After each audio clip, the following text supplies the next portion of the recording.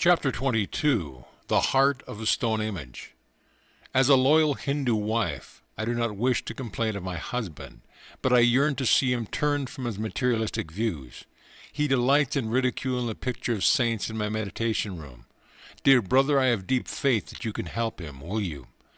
My eldest sister, Roma, gazed beseechingly at me. I was paying a short visit at her Calcutta home on Girish Vidyalaya Lane. Her plea touched me, for she had exercised a profound spiritual influence over my early life, and had lovingly tried to fill the void left in the family circle by Mother's death. Beloved sister, of course I will do anything I can. I smiled, eager to lift the gloom painfully evident on her face, in contrast to her usual calm and cheerful expression. Rome and I sat a while in silent prayer for guidance. A year earlier, my sister had asked me to initiate her into Kriya Yoga, in which she was making notable progress. An inspiration seized me. Tomorrow, I said, I am going to Yukteswar Temple. Please come with me, and persuade your husband to accompany us. I feel that in the vibrations of that holy place, Divine Mother will touch his heart. But don't disclose our object in wanting him to go. Sister agreed hopefully. Very early the next morning I was pleased to find that Roma and her husband were in readiness for the trip. As our hackney carriage rattled along Upper Circular Road, near Yukteswar, my brother-in-law, Satish Chandra Bose, amused himself by deriding spiritual gurus of the past, present, and future. I noticed that Roma was quietly weeping. Sister, cheer up, I whispered. Don't give your husband the satisfaction of believing that we take his mockery seriously. Mukunda, how can you admire worthless humbug? Satish was saying. A sadhu's very appearance is repulsive. He is either as thin as a skeleton, or as unholily fat as an elephant. I shouted with laughter. My good-natured reaction was annoying to Satish. He retired into sullen silence. As our cab entered the Yukteswar Gardens, he grinned sarcastically. This excursion, I suppose, is a scheme to reform me. As I turned away without reply, he caught my arm. Young Mr. Monk, he said, don't forget to make proper arrangements with the temple authorities to provide for our noon meal. I am going to meditate now. Do not worry about your lunch, I replied sharply. Divine Mother will look after it. I don't trust Divine Mother to do a single thing for me, but I do hold you responsible for my food. Satish's tone was threatening. I proceeded along to the colonnade hall where fronts the large temple of Kali, or Mother Nature, selecting a shady spot near one of the pillars. I arranged my body in the lotus position. Although it was only about 7 o'clock, the morning sun would soon be oppressive. The world receded as I became devotionally entranced. My mind was concentrated on Goddess Kali, whose images at Yukteswar had been the special object of adoration by the great master, Sri Ramakrishna Paramahansa.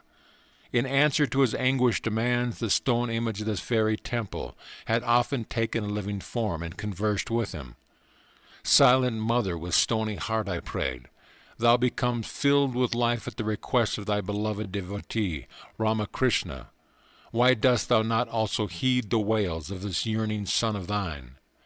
My aspiring zeal increased boundlessly, accompanied by divine peace. Yet when 5 hours had passed and the goddess whom I was inwardly visualizing had made no response, I felt slightly disheartened. Sometimes it is a test by God to delay the fulfillment of prayers, but he eventually appears to the persistent devotee in whatever form he holds dear. A devout Christian sees Jesus, a Hindu beholds Krishna, or the goddess Kali, or an expanding light if his worship takes an impersonal turn. Reluctantly I opened my eyes and saw that the temple doors were being locked by a priest, in conformance with noon-hour custom. I rose from my secluded seat under the open-roofed hall and stepped into the courtyard. In stone floor was scorching under the midday sun. My bare feet were painfully burned.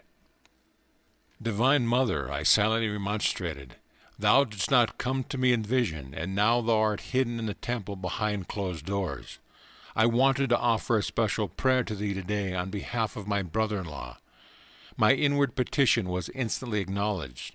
First, a delightful cold wave descended over my back and under my feet, banishing all discomfort. Then, to my amazement, the temple became greatly magnified. Its large doors slowly opened, revealing the stone figure of goddess Kali. Gradually it changed into a living form, smiling, nodding, and greeting, thrilling me with joy indescribable. As if by a mystic syringe, the breath was withdrawn from my lungs. The body became very still, though not inert. An ecstatic enlargement of consciousness followed. I could see clearly for several miles over the Ganges River to my left, and beyond the temple into the entire Dakshwar precinct. The walls of all buildings glimmered transparently. Through them I observed people walking to and fro over distant acres. Though I was breathless and my body in strangely quiet state, yet I was able to move my hands and feet freely. For several minutes I experimented in closing and opening my eyes. In either state I saw distinctly the whole Dakshwar panorama. Spiritual sight, X-ray-like, penetrates into all matter. The divine eye is center everywhere, circumference nowhere. I realized anew, standing there in the sunny courtyard, that when man ceases to be a prodigal child of God, engrossed in a physical world, indeed dream, bearless as a bubble, he re-inherits his eternal realms. If escapism be a need of man, cramped in his narrow personality, can any escape compare with the majesty of omnipresence? In my sacred experience at Dakshwar, the only extraordinarily enlarged objects were the temple and the form of the goddess. Everything else appeared in its normal dimension, although each was enclosed in a halo of mellow, light white, blue, and pastel rainbow hues. My body seemed to be of ethereal substance, ready to levitate, fully conscious of my material surroundings. I was looking about me and taking a few steps without disturbing the continuity of the blissful vision. Behind the temple walls I suddenly glimpsed my brother-in-law as he sat under the thorny branches of a sacred bel tree. I could effortlessly discern the course of his thoughts. Somewhat uplifted under the holy influence of Dakshwar, his mind yet held unkind reflections about me. I turned directly to the gracious form of the goddess. "Divine Mother," I prayed, "wilt thou not spiritually change my sister's husband?" The beautiful figure, hitherto silent, spoke at last. "Thy wish is granted." I looked happily at Satish, as though instinctively aware that some spiritual power was at work. He rose resentfully from his seat on the ground. I saw him running behind the temple. He approached me, shaking his fist. The all-embracing vision disappeared. No longer could I see the glorious goddess. The towering temple was reduced to its ordinary size, minus its transparency. Again my body sweltered under the fierce rays of the sun. I jumped to the shelter of the pillared hall, where Satish pursued me angrily.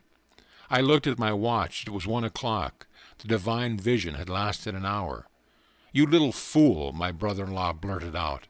"You have been here sitting cross-legged and cross-eyed for 6 hours. I have gone back and forth watching you. Where is my food? Now the temple is closed. You failed to notify the authorities. We are left without lunch." The exultation I felt at the goddess present was still vibrant within my heart. I was emboldened to exclaim, "Divine Mother will feed us." Satish was beside himself with rage. "Once and for all," he shouted, "I would like to see your Divine Mother giving us food here without prior arrangements." His words were hardly uttered when a temple priest crossed the courtyard and joined us. "Son," he addressed me, "I have been observing your face serenely glowing during hours of meditation.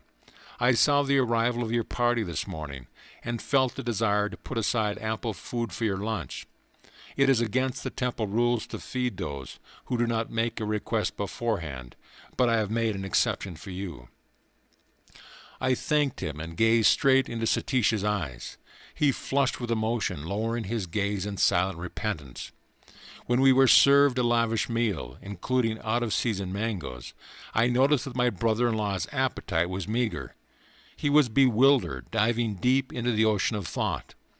On the return journey to Calcutta, Satish, with softened expression, occasionally glanced at me pleadingly.